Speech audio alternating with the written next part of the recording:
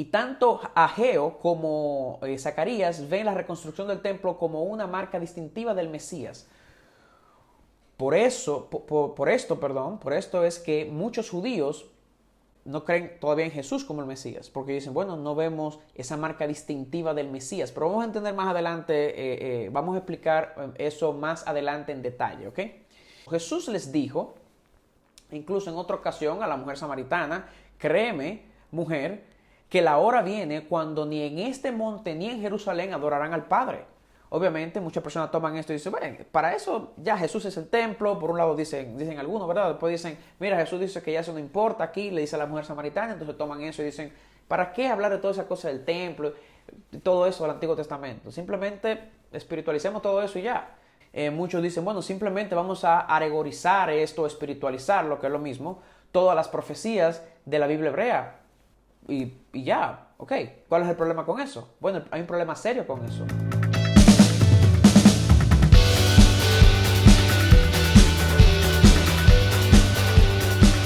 Hola a todos, bienvenidos a nuestro podcast Amando tu Tanaj.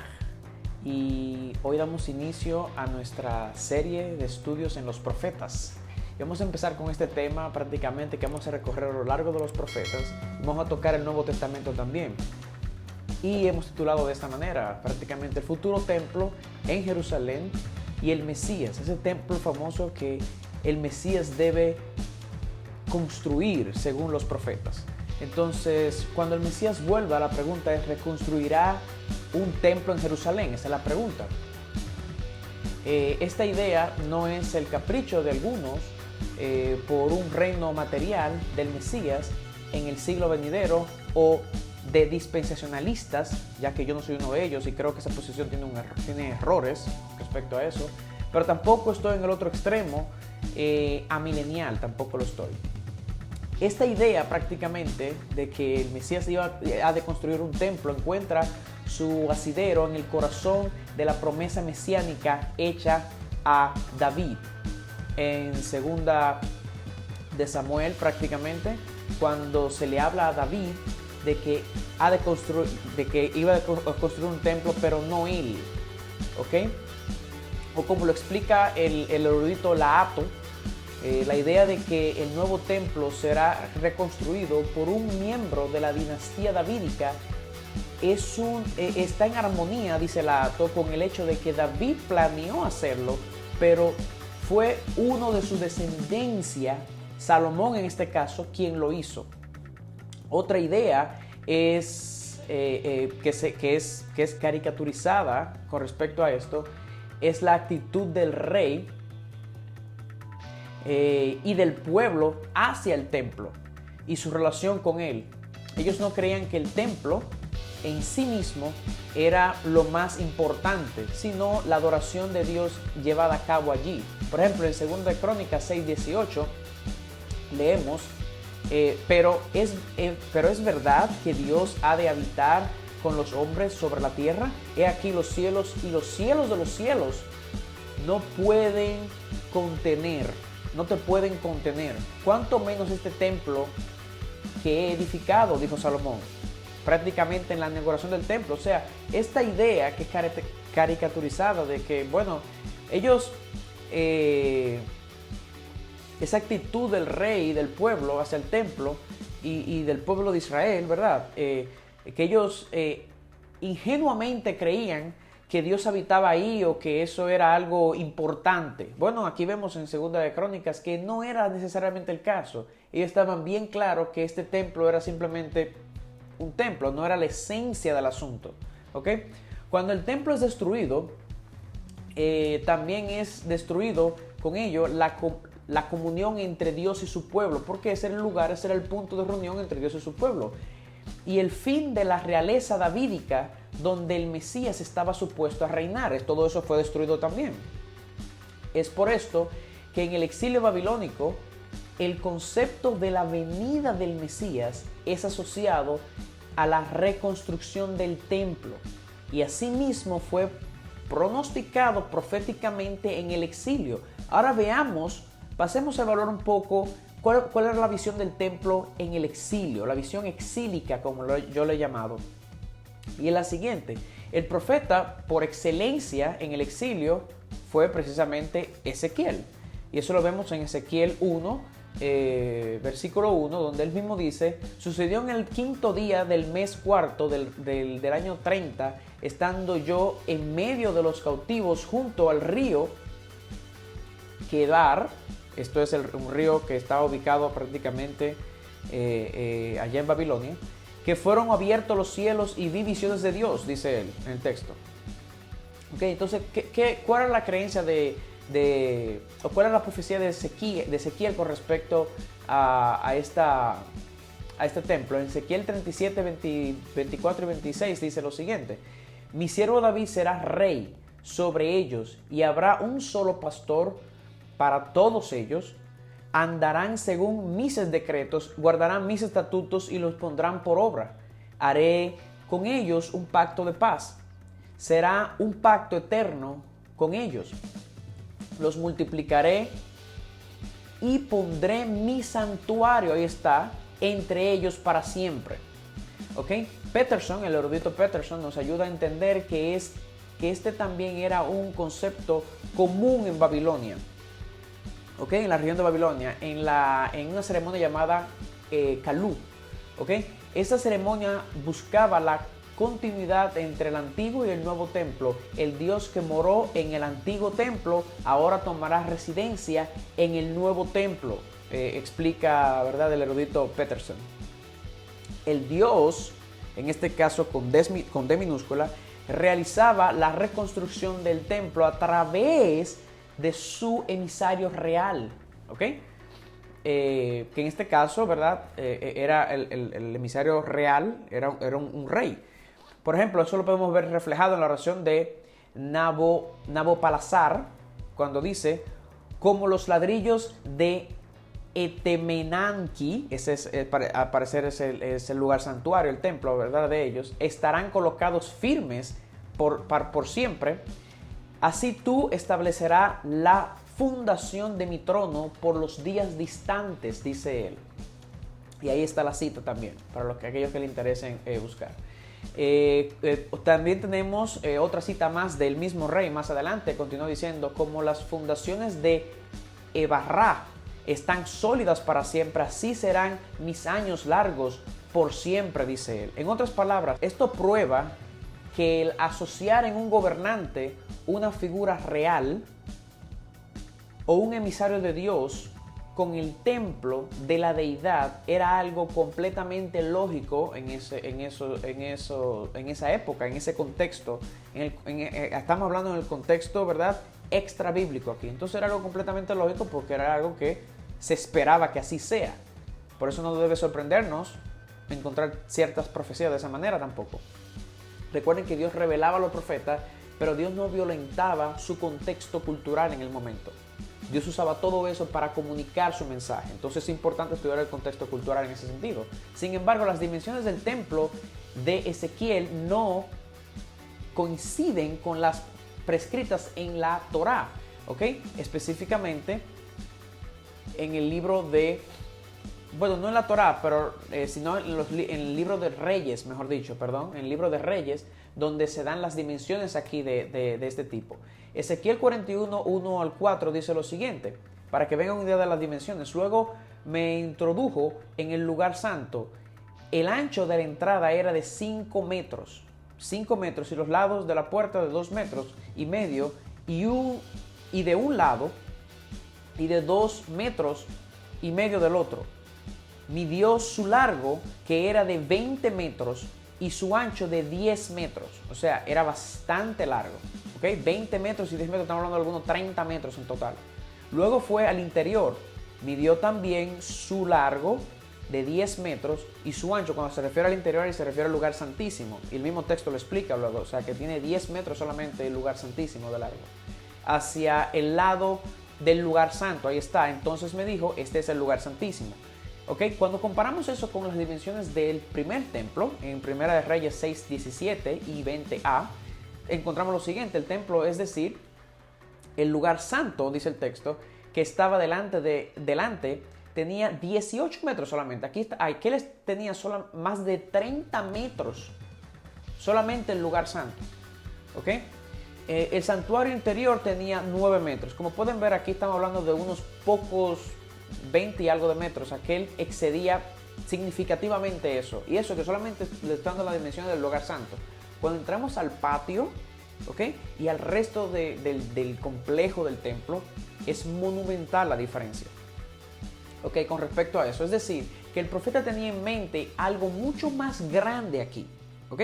Y con eso en mente pasamos a ver cuál era la visión post-exílica, o sea, después del exilio del templo. Obviamente, Ageo y Zacarías, que retornaban del exilio, fueron los que animaron a Esdras y al resto del pueblo a reconstruir el templo. Eso lo pueden ver en Esdras capítulo 5, versículo 1 y capítulo 6, versículo 14. En general también hay más. Pueden leer todo el capítulo y van a tener una mejor idea. ¿Ok? Y tanto Ageo como Zacarías ven la reconstrucción del templo como una marca distintiva del Mesías. Por esto es que muchos judíos no creen todavía en Jesús como el Mesías, porque dicen, bueno, no vemos esa marca distintiva del Mesías, pero vamos a entender más adelante, vamos a explicar eso más adelante en detalle, ¿ok? Entonces, eso es lo que pasa. Entonces, eso lo pueden encontrar en Ageo, capítulo 1, versículo 14 al 15, y capítulo 2, versículo 23. Entonces, Zacarías 6:12 dice lo siguiente, para que comiencen a ver una idea de cuál era el concepto de templo y la asociación con el Mesías que tenemos en los profetas post-exílicos, o sea, después del exilio. He aquí el hombre cuyo nombre es el retoño, ese es el Mesías, aquí profetizándose, ¿ok? Tzemach es la palabra en hebreo ahí para retoño, brotará de su lugar, ¿ok? Y reconstruirá el templo del Señor. Eso es lo que dice la profecía. Sin embargo, cuando las zapatas del templo fueron finalizadas, y años después el templo mismo, en marzo 12 del 515 a.C., no se asemejaba a la gloria del primero, ni a la descrita por los profetas tampoco. Por ejemplo, en Esdras 3:12 leemos, pero muchos de los sacerdotes, de los levitas, de los jefes de casas paternas y de los ancianos que habían visto el primer templo lloraban en alta voz cuando ante sus ojos eran puestos los cimientos de este templo. Estaban muy desilusionados, incluso el profeta Ageo que contempló la reconstrucción y la finalización del segundo templo, dice lo siguiente en el capítulo 2, versículo 3. ¿Quién de los que han quedado entre ustedes vio este templo en su primera gloria? ¿Y cómo lo ven ahora?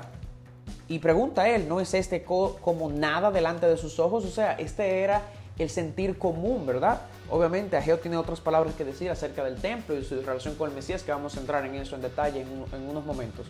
Pero sin embargo, Ageo y Zacarías se alinean con Ezequiel, el profeta Ezequiel, y ven una gloria superior para el templo al final de los tiempos. Eso ustedes lo pueden revisar de nuevo en Ageo capítulo 1, versículo 14 al 15, y en el capítulo 2, versículo 23, también en Zacarías capítulo 4, del 6 al 7, y todo el capítulo 14 de Zacarías, ¿ok? Ahora bien, pasando, eso es más o menos a vuelo de pájaro, ¿verdad? Porque no tenemos el tiempo para hacerle real justicia a todo esto. Pero eso es lo que hemos visto durante el exilio con el profeta Ezequiel que predicó y enseñó en el exilio. Después del exilio, ¿verdad? Con los profetas Ageo y Zacarías. Ahora veamos en el Nuevo Testamento cómo nos ilumina este asunto del templo en el Nuevo Testamento. En el Nuevo Testamento se refiere al templo de una forma no material, ¿ok?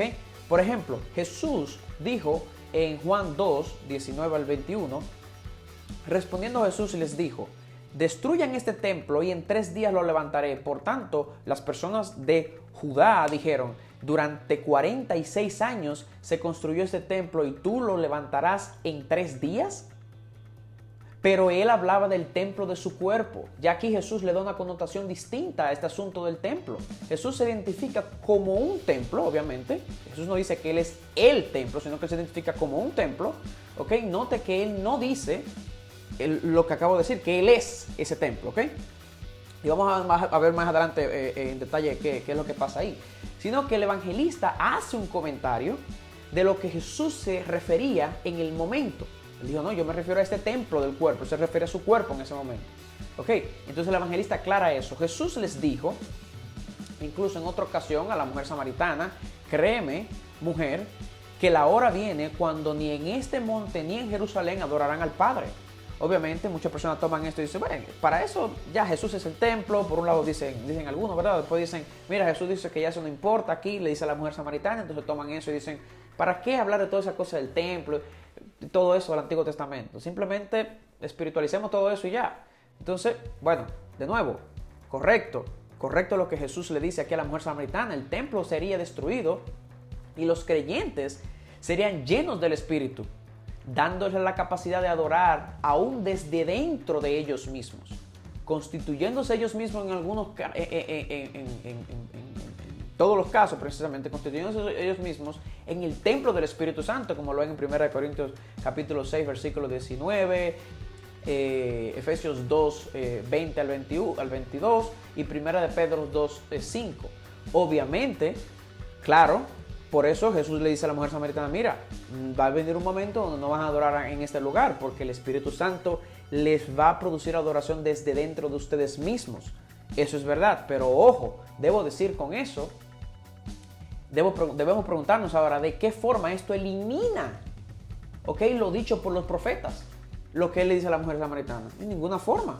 Bueno, Jesús le dice, mira, viene la hora donde no se adorará en ese templo. Ok, pero eso no elimina el hecho de que los profetas hayan hablado de que el Mesías en su venida construiría un templo. Ok, muchos dicen, bueno, simplemente vamos a alegorizar esto, espiritualizar, lo que es lo mismo, todas las profecías de la Biblia hebrea. Y ya, ok, ¿cuál es el problema con eso? Bueno, hay un problema serio con eso. Solamente para darle un ejemplo, le voy a mencionar un solo libro. Solamente en el libro de Ezequiel tenemos 5 capítulos y 153 versículos dedicados a hablar del templo y a explicar en detalle lo que allí se hará y cómo esto está relacionado con el Mesías. O sea, no podemos espiritualizar 153 versículos y 5 capítulos. Y eso solamente estoy dando el ejemplo de Ezequiel. Estoy dando afuera todos los demás profetas. Entonces, ese volumen denso de literatura bíblica no podemos tirarlo por la borda. Debe significar algo, ¿ok? Y no es verdad que todo eso se refiere simplemente a algo espiritual y ya más nada, no. Debe significar algo, vamos a llegar ahí, ¿ok? Entonces, ¿cómo debemos concluir esto? ¿Ok? La pregunta que debemos hacernos, ¿cuál es la solución? ¿Cómo armonizar la Biblia en cuanto a este tema? Bueno, la misma Biblia responde a eso. A pesar de las explicaciones abstractas, ¿ok? Y en algunos casos, midrash que se hacen, un midrash prácticamente es una explicación, se toma un detalle del texto, o sea, es una herramienta interpretativa rabínica que prácticamente todos los escritores del Nuevo Testamento lo usaron, empezando por Jesús, porque era la manera en como ellos enseñaban, y siguiendo mucho con Pablo, tomaban un detalle pequeño del texto, ¿verdad?, y lo exageraban de manera que ellos interpretaban todo el texto a la luz de ese detalle. Ok, eso es más o menos a grosso modo que cómo sería definido un midrash. Ok, por ejemplo, posiblemente los mismos textos que mencioné anteriormente, 1 Corintios 6, 19, Efesios 2, 20 al 22 y 1 de Pedro 2, 5, posiblemente pudieran ser ejemplo de esto. Que el Nuevo Testamento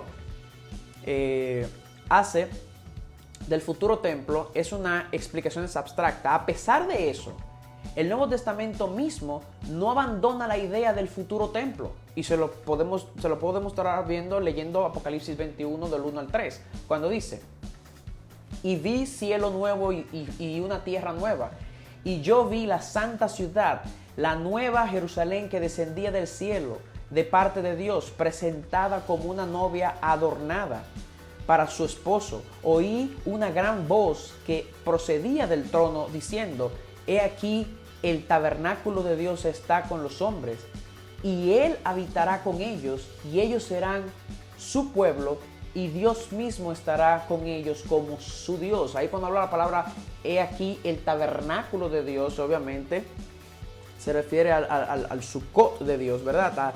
A esa morada, ese tabernáculo de Dios, o ese templo de Dios también se puede interpretar de esa manera. O sea, que aquí el Nuevo Testamento no abandona. Mira, te dice al final de los tiempos, sí, vi eso en la profecía. Él dice, yo vi eso en la profecía, que descendía de los cielos y cómo Dios moraba en medio de su pueblo. Entonces, aquí pueden ver un ejemplo de eso. Aquí se ve toda una ciudad que se constituirá en el templo mismo. Y es así que tenemos que comenzar a entenderlo. Y esto coincide con los profetas, donde en Ezequiel, del capítulo 40 al capítulo 44 completo, ¿okay? Muestra las dimensiones exageradas, ¿okay? En comparación al primer templo. O sea, que en la mente en Apocalipsis se muestra una ciudad que constituirá todo un templo, es toda una ciudad. Esto coincide con lo que vimos en Ezequiel, de cómo exagera las dimensiones desproporcionalmente en comparación al primer templo. Jesús mismo, Dios en carne, que lo llena todo, será la vida misma de este templo. Es así que debemos interpretarlo, como vimos en los textos que revisamos anteriormente de Juan y Apocalipsis, capítulo 21. Esto también coincide con los profetas. Note cómo dice Ageo en el capítulo 2, versículos 6 al 7. Después de ver al pueblo deprimido al ver la obra del segundo templo terminada, como vimos anteriormente, ¿qué dice él en el texto? Porque así ha dicho el Señor de los ejércitos, dentro de poco yo estremeceré los cielos y la tierra y el mar y la parte seca, y llenaré este templo de gloria. Ha dicho el Señor de los ejércitos.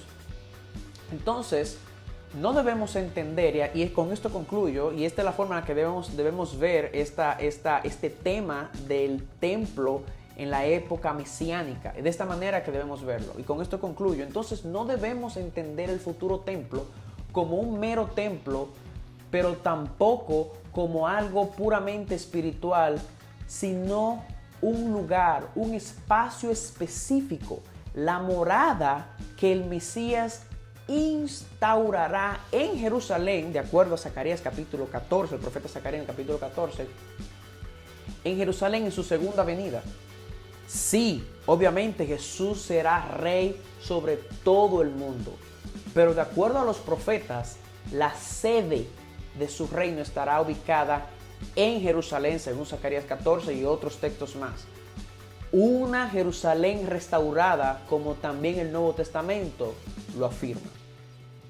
Entonces, hermanos, eso fue todo por hoy. Espero que hayan podido por lo menos saborear un poco a qué nos referimos con este tema del templo en la época mesiánica y este tema que corre a lo largo de los profetas. Bendiciones, mi nombre es Josías de la Cruz y esto fue una producción más de Amando tu Tanaj y una presentación de Filos Latino. Bendiciones.